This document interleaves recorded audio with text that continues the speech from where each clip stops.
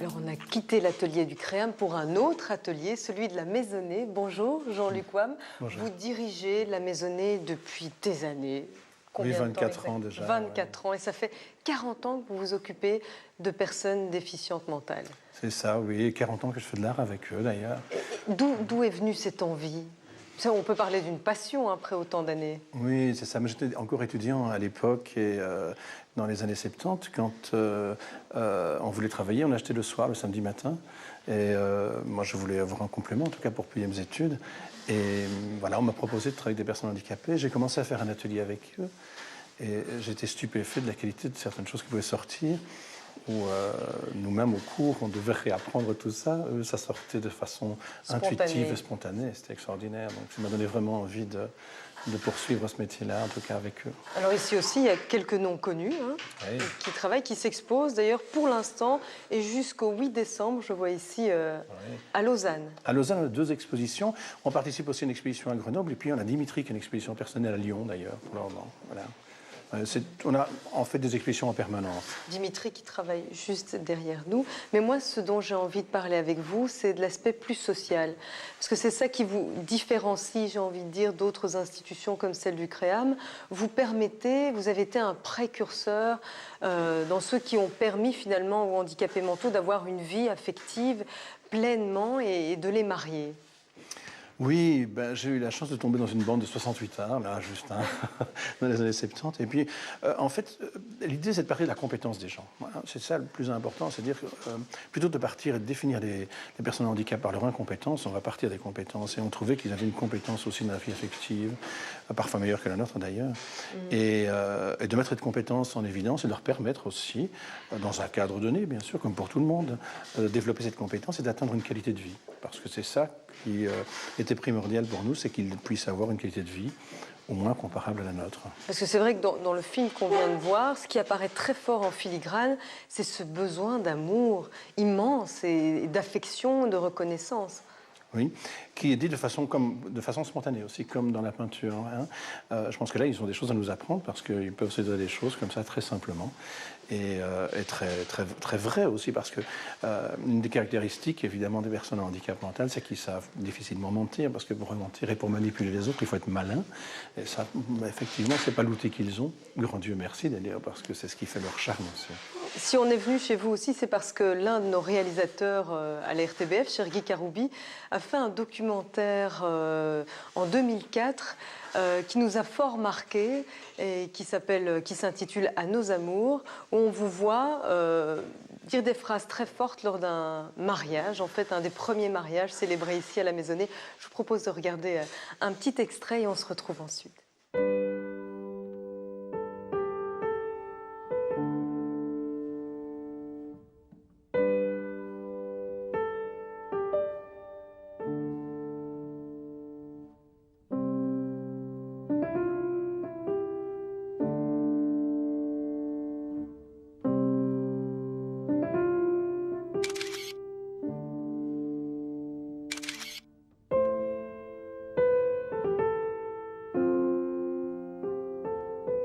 J'ai eu, moi, la chance de faire partie de la toute première équipe qui, en Belgique, a permis la mixité, l'affectivité et les relations entre personnes en handicap mental.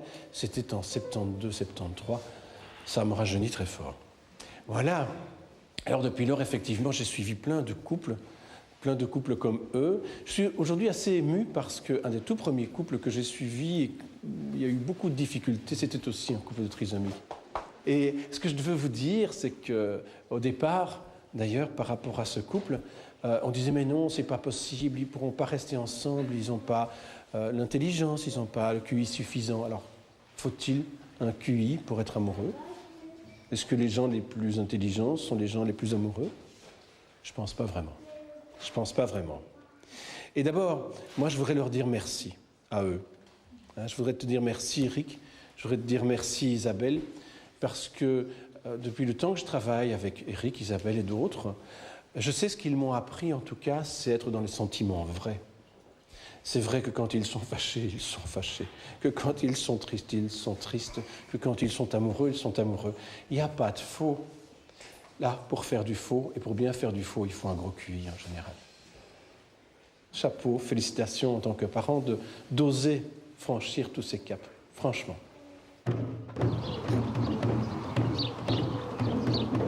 Voilà.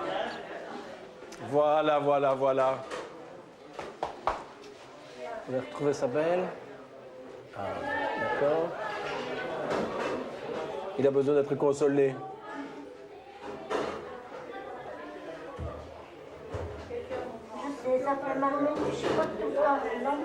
Non, c'est pas pour ça. C'est parce qu'il n'a pas bien compris un rendez-vous qu'il avait. Tu vois? Et il s'est retrouvé plus très bien et il avait plusieurs informations, effectivement. Des gens disaient une chose, des gens disaient autre chose. Alors là... C'était pas les bonnes? C'était pas les bonnes informations, non. Donc il a pris peur un peu. T'es juste? Yes. Et maintenant, c'est en ordre. C'est fini. C'est réglé. Voilà. Super. Bon. C'est bon. Pour Olivier, ça doit être... Attends, Olivier, ouais. On a fait des pipis. Voilà. France.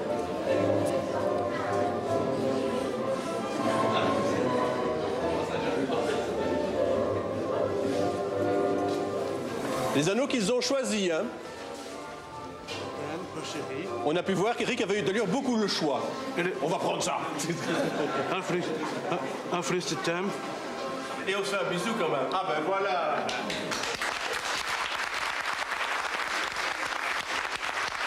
Et voilà.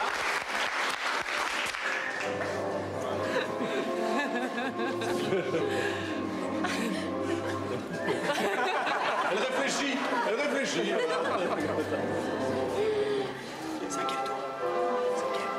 Je ne sais pas. Je suis pas sûre.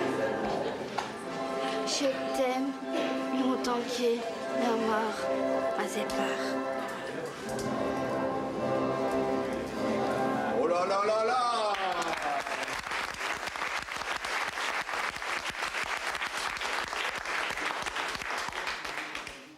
Jean-Luc Wam, les choses ont beaucoup changé depuis lors. Oui, parce que nos jeunes mariés de l'époque maintenant vivent en appartement, c'était vraiment Ils sont toujours en quelque couple, chose. donc. Ils sont évidemment C'est une toujours en affaire couple. Je dis sérieuse. évidemment parce que c'est une affaire très sérieuse chez eux, évidemment. Et ils ont leur petit appartement qu'ils partagent. Et moi, je propose peut-être de t'y amener. Tu verras, il y a... Volontiers. Et donc vous avez une extension, si je comprends bien, Tout à fait. depuis. Alors, oui, il y a tout le secteur travail où ils vont travailler là-bas. Et puis, ils rentrent un peu comme tout le monde chez eux, dans un immeuble qui contient des appartements, entre autres. Voilà. Entre autres, parce qu'il peut y aussi avoir des chambres individuelles. Mais dans le cas de nos tourtereaux, c'est effectivement un appartement et bien investi. Et ils vivent Effectivement. tout à fait en autonomie. Ils cuisinent. Oh, ça leur arrive parfois, mais peu, parce que notamment aussi Isabelle en profiterait pour prendre encore beaucoup de poids. Moi, j'aurais plein de problèmes avec sa maman. Il la surveille surtout pour ça. Euruc pas, c'est surtout le moment où il la surveille. On va aller Voilà. les voir.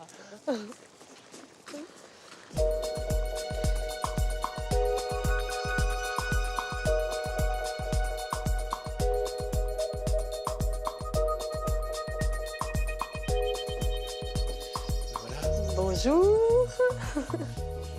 On peut s'asseoir? Ouais. Nous voici donc dans l'appartement d'Isabelle et d'Éric.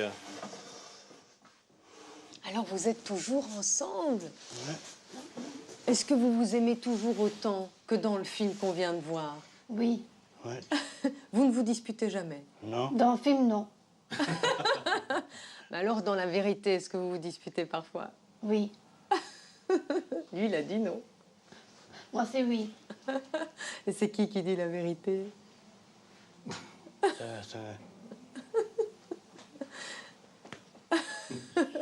C'est qui fait les tâches ménagères ici à l'intérieur?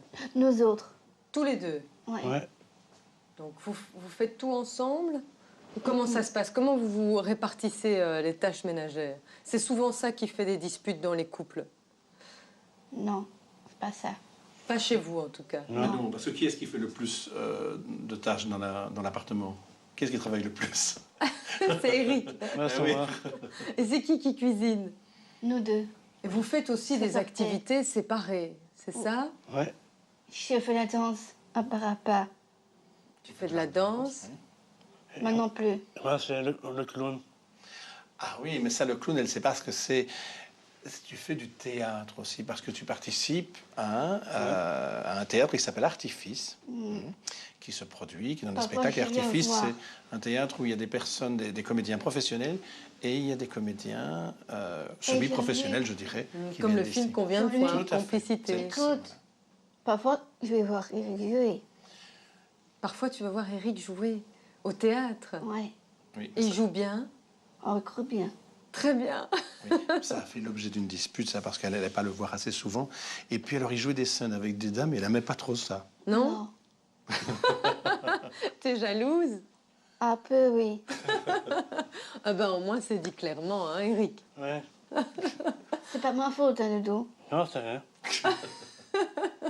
Eh ben, c'est beau de voir autant de complicité et de tolérance. Merci. Merci de nous avoir accueillis chez vous. Et de rien. Et bienvenue chez nous. Merci. Merci, Isabelle. Merci, Eric. 3, 2, 1, action. Vous parlez. Voilà. Action, Mika. Voilà.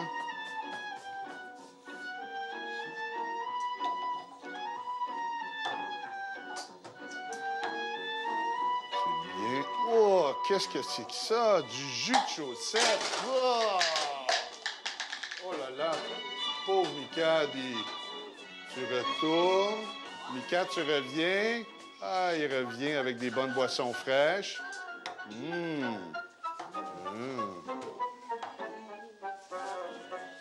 Ah, encore pire! Ah, jus de chaussette. Tu retournes encore, Mika. Nathalie, prépare-toi à ouvrir la porte sur Mika. Viens t'asseoir.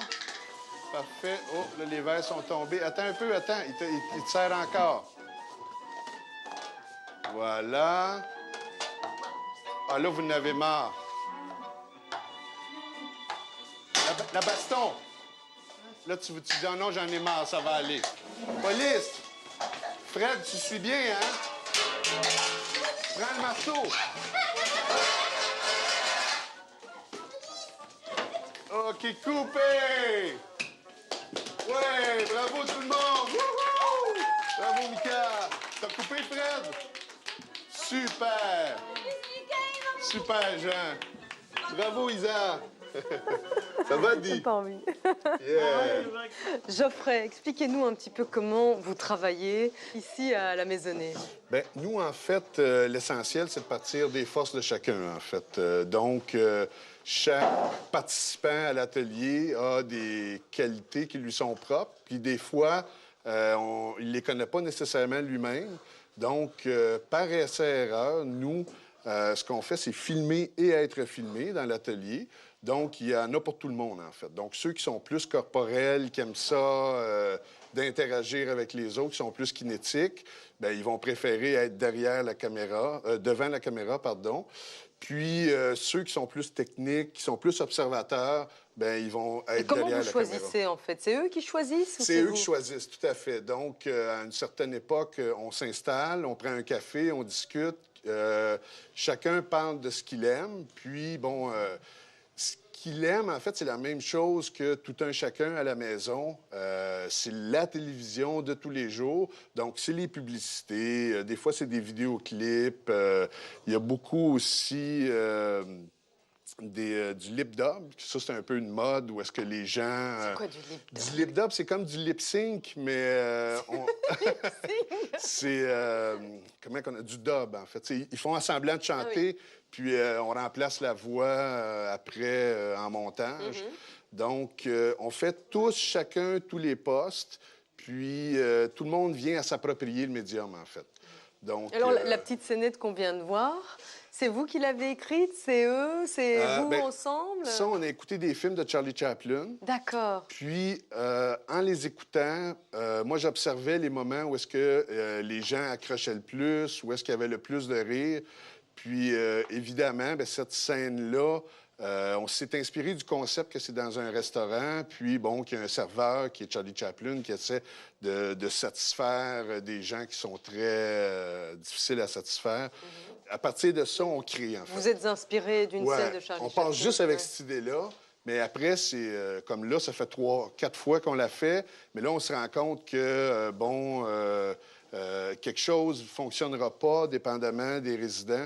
Donc, c'est beaucoup de l'adaptabilité. Le secret dans ce qu'on fait, c'est ne pas partir avec une idée préconçue de se dire on va vers ça. C'est dans l'interaction, c'est très organique, en fait. Puis comme ça, moi, j'apprends. Chacun des participants apprend sur lui-même, puis ça crée une interaction où est-ce que c'est de l'équipe, en fait. C'est vraiment un travail d'équipe. Et vous les diffusez parfois, ces films, on peut les voir? Bien, on se les projette nous-mêmes, en fait, entre nous. On fait... c'est vraiment un grand moment où est-ce que tout le monde de la maisonnée se rejoint. Ouais, souvent, c'est le vendredi, après l'heure du dîner. Il y a des chips, puis on a un projecteur. Soirée cinéma. Oui, exactement. Exactement. Non, merci, merci beaucoup. Bravo à tous. Bravo. Bravo.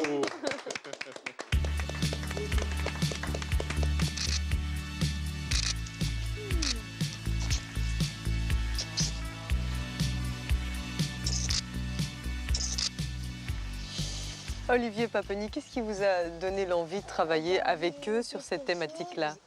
Donc, je travaille sur les couples et les relations, disons, entre personnes handicapées mentales. Ce qui m'a donné l'envie, c'est tout simplement l'être humain. On a envie de témoigner, de montrer ce que c'est aussi l'amour. J'ai eu l'occasion, à travers les Special Olympiques, qui sont les Jeux pour les personnes handicapées mentales, de me rendre compte que pas mal de couples se formaient et que voilà, quoi, je trouve que voilà, c'est assez joli à regarder. Je me suis dit, tiens, on n'a jamais fait de sujet là-dessus. Pourquoi pas solliciter le fond du journalisme et essayer de travailler. Alors c'est à vous qu'on doit cette belle série qui est parue dans la Libre et qui va encore paraître dans le mensuel de la Libre. Qu'est-ce qui vous a frappé en travaillant avec eux? Vous m'avez dit tout à l'heure qu'ils finalement ils s'attachent plus à l'essentiel qu'un couple normal. Ouais, ils sont entiers, ils profitent pleinement de l'amour, ils ont leur tracas comme tout couple normal. Mais c'est vrai qu'à travailler avec eux, à les côtoyer de plus en plus, j'ai un peu parfois l'impression que c'est moi qui n'ai pas tout compris dans la vie. Mais non, quand voilà, vous dites qu'ils vont droit à l'essentiel. Mais non, c'est l'amour pur, quoi. C'est joli de voir ces gens s'aimer sans tabou, sans gêne, sans honte. On a parfois, nous, l'impression que voilà, c'est pas normal de se cajoler ou de se câliner comme ça autour des autres. Moi, je trouve ça vachement joli de ne pas justement penser à tout ça et d'être dans l'essentiel, comme je vous disais tout à l'heure. Qui ne nous voient pas, ils sont assez amoureux. Voilà. Merci. Je vous en prie. Merci beaucoup.